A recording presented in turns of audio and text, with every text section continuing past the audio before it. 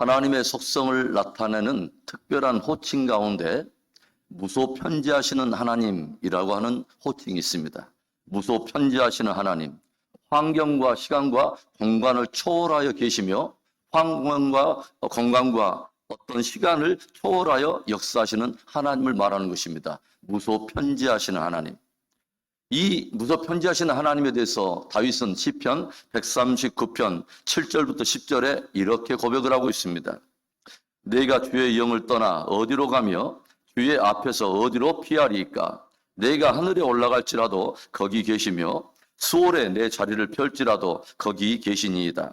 내가 새벽 날개를 치며 바다 끝에 가서 거주할지라도 거기서도 주의 손이 나를 인도하시며 주의 오른손이 나를 붙드시리이다. 사울의 추적을 피해서 내일의 내 생명과 안전을 담보할 수 없었던, 그렇게 광야를 전전긍긍하던 다윗이 만난 그 하나님은 하늘에도 계시고 수월에도 계시며 또 광야에도 계시고 바다 끝에도 계신 무소편지하신 하나님이었습니다. 도저히 계실 것 같지 않은 그곳에도 계시며 도저히 불가능할 것 같은 그런 상황 속에서도 그의 손으로 나를 인도하시며 나를 붙들어 주시는 무소편지하신 하나님. 바사제국 산하에서 유대인들이 만난 하나님이 바로 그 무소편지하신 하나님이었다고 하는 것이죠. 이방 제국에 끌려와서 지금까지 소수민족으로 살 수밖에 없었던 유대인들, 저들은 악한 자 하만에 의해서 반포된 사망의 조소로 말미암아 이제 이방 땅에서 온 민족이 파멸될 수밖에 없는 운명에 놓이게 되죠. 그러나 모르드게와 온 유대 백성들이 금식하며 기도하고 왕후 에스더도 이제 왕후의 옷을 벗고 굵은 베옷을 뒤집어 쓰고 저들과 더불어서 금식하며 주의 도우심을 구할 때 하나님께서는 저들의 부르짖음을 들으시고 이방 땅 제국에서 이방 왕 아수에로를 움직이셔서 도저히 답이 나오지 않는 엄청난 위기 상황 속에서 당신의 백성들을 구하셨다고 하는 것입니다. 온 유대인들을 학살하고 진멸시키려고 악한 자들이 제비를 뽑아서 정했던 바로 그날 아달월 13일에 정작 진멸을 당한 사람들은 유대인들이 아니었습니다. 오히려 유대인을 죽이려고 작정했던 유대인의 대적들이 오히려 다 진멸을 당하죠. 하나님께서는 극적인 대반전을 연출하시면서 당신의 살아계심, 당신의 역사하심을 드러내셨다고 하는 것입니다. 저와 여러분들이 어떤 위기 상황 속에서도 절망할 필요가 없고 절망할 수 없고 절망해서는 안 될 이유, 어느 곳에서든 그분의 도우심을 구할 수 있는 그 이유는 그분이 바로 무소편지하신 하나님이시기 때문에 그렇습니다. 이방 바사 제국에서 유대인들을 위협하는 그 위기 속에서 그들을 들으시고 도우시고 구원하신 바로 그 무소편지하신 하나님이 이 새벽에 그분의 얼굴을 구하고 그분의 도움을 구하는 저와 여러분에게도 편만하게 역사하시고 강력하게 역사하셔서 일마다 때마다 대반전과 대역전의 은혜를 베풀어 주시기를 주님의 이름으로 축원합니다. 이방 땅에서 절대절명의 위기 속에서 하나님의 구원과 도우심을 경험하게 된 유대인들, 그들은 놀라운 그 하나님의 역사를 경험하게 된 바로 그날을 결코 잊을 수 없었기 때문에 아달월 14일과 15일 이 두 날을 절기로 정해서 자자손손이 그것을 굳게 지킬 것을 저들이 정하고 그 절기를 부림절이라 부르게 되죠. 그리고 에스더와 모르드게는 제국 사람 모든 유대인들에게 이 부림절을 자자손손이 굳게 지킬 것을 명령하고 도전을 합니다. 오늘 성경은 에스더서를 이제 마무리하면서 모르드게라고 하는 한 인물에 초점을 맞추고 그에게 조명을 비추고 있습니다. 오늘 말씀에서 보게 되는 모르드게 어떤 모습입니까? 첫째로는 왕으로부터 높임을 받는 모르드게를 우리가 보게 되죠.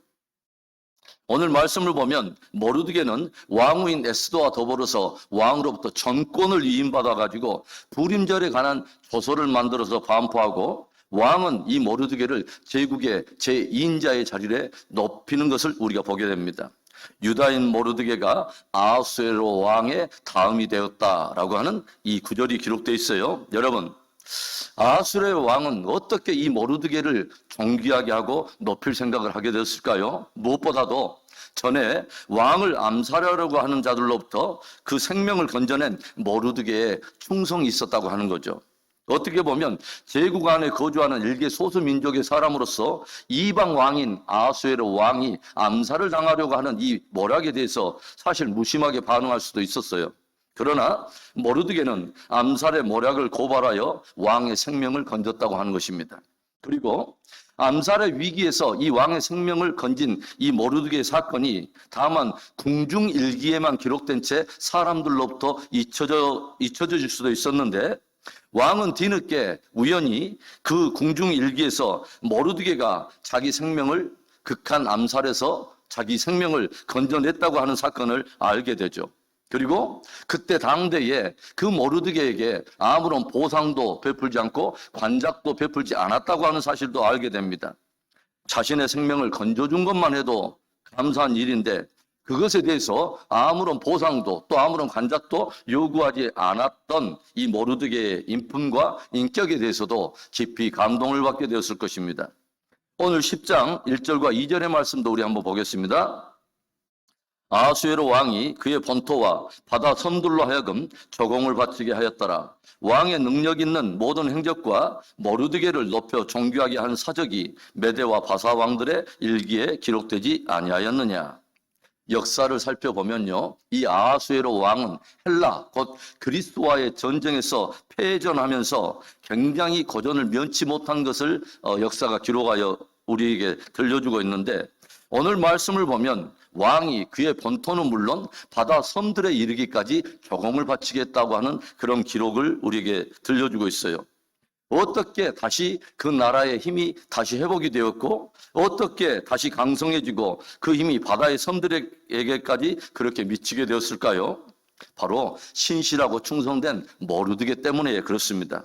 모르드게의 왕에 대한 충정과 또 그의 지혜로 말미암아 나라가 다시 부강해지고 강성해졌다고 하는 것입니다. 그래서 왕이 모르드게를 다시 높이고 그를 존귀하게 한 것입니다. 하나님의 사람들은 심기어진 바로 그곳에서 성실하고 신실해야 합니다. 위에 있는 리더들로부터 선한 증거를 얻을 만큼 성실하고 신실해야 하는 것입니다. 요셉이 보디발의 신임을 얻고 옥에서도 간수장에게 신임을 얻었던 것처럼, 그리고 모르드게가 오늘 왕에게 신임을 받았던 것처럼 심기어진 바로 그곳에서 성실함과 신실함을 인정을 받고 또 존귀함을 받는 저와 여러분의 삶과 신앙이 되기를 주의 이름으로 축원합니다. 오늘 말씀에서 보게 되는 모르드게의 모습이 어떤 모습입니까? 두 번째로는 유대 동족들로부터 높임을 받는 모르드게를 우리가 보게 되죠.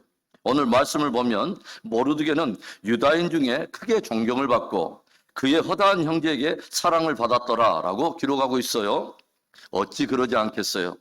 유대인 전체가 이방 땅에서 악한 자들에 의해서 전체 민족 전체가 진멸될 그 위기를 맞게 되었는데, 그 위기 속에서 뛰어난 리더십을 바라더니 자기들을 생명으로 이끌어낸 이 모르드게에 대해서 어찌 사랑하지 않을 수 있겠으며 어찌 존경하지 않겠습니까? 온 유대인들이 눈앞에 닥친 엄청난 위기 앞에서 어찌할 줄을 모르고 우왕좌왕하고 있을 때 모르드게는 그 민족 전체를 금식의 자리로 이끌어갑니다. 그리고 동족들과 더불어서 함께 금식하고 함께 울며 함께 부르짖으며 하나님의 도우심을 구하죠.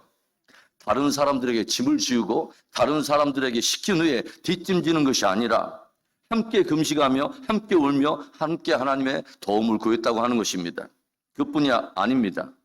결국 하만이 처형을 당하고 사망의 조서가 폐해지고 새로운 조서가 반포된 그 일이 직접적으로는 왕후인 에스더에 의해서 이루어졌지만 그 에스더를 누가 움직였습니까? 바로 모르드게가 도전하고 그 에스더를 모르드게가 움직였다고 하는 것이죠. 유대인들 가운데 일어난 이 비극적인 사건에 대해서 무지하고 무감각하며 다른 유대인들은 다 금식하며 제 위에서 하나님 앞에 울며 탄식하고 있는데 에스더 홀로 왕궁에 머물고 있을 때에 모르드게가 비장한 마음으로 에스더를 도전하는 말씀을 여러분 기억하십니까? 에스더서 4장 13절과 14절의 말씀에 모르드게가 그를 시켜 에스더에게 회답하되 너는 왕궁에 있으니 모든 유다인 중에 홀로 목숨을 건지리라 생각하지 말라.